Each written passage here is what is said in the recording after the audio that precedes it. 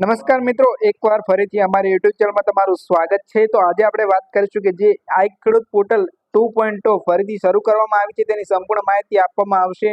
તેમાં સબસિડી અને યોજનાનો ફોર્મ ભરવાના ક્યારે શરૂ થશે અને ક્યાં સુધી રહેશે, કઈ નવી સબસિડી એડ કરવામાં આવી છે, કઈ નવી યોજનાઓ એડ કરવામાં આવી છે તેની સંપૂર્ણ માહિતી આ વિડીયોમાં આપવામાં આવશે। મિત્રો આઈકન મિત્રો તમે જોઈ શકો છો કે સબસિડી યોજનાનું નામ જેમ કે ટ્રેક્ટરને લગતા સાધનો, બીજું છે કે ખેતીને લગતા સાધનો, ગોડાઉન સહાય યોજનાઓ।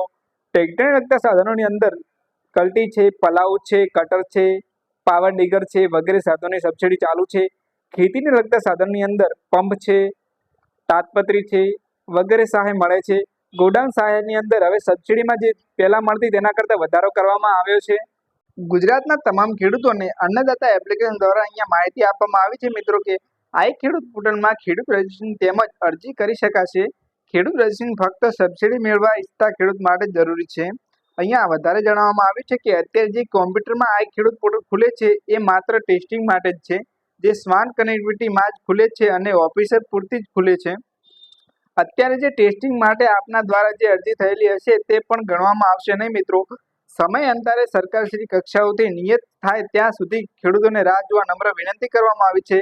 ઘણા ખેડૂત મિત્રો વીસી મારફતે ટેસ્ટિંગ પોર્ટલ પરથી અરજી કરી રહ્યા છે, તે ફક્ત ટેસ્ટ પૂરતી રહેશે। હજી આઈ ખેડૂત પોર્ટલ ખુલ્લું મૂકવામાં આવેલ નથી, આથી આ પોર્ટલ પર અરજી ન કરવા જવાની તમને વિનંતી કરવામાં આવી છે।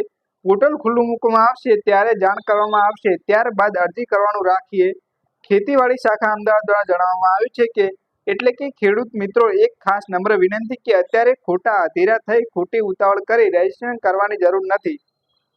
પોતપોતાના સમય અનુકૂળ મુજબ ધીરજ રાખી 41 દિવસ સમયગાળા દરમિયાન કોઈ પણ સમય ખેડૂત રજીસ્ટ્રેશન અથવા અરજી કરવાથી સબસિડીમાં વારો આવવાની શક્યતા સરખી જ રહેશે, તો કોઈએ અધીરા થવું નહીં।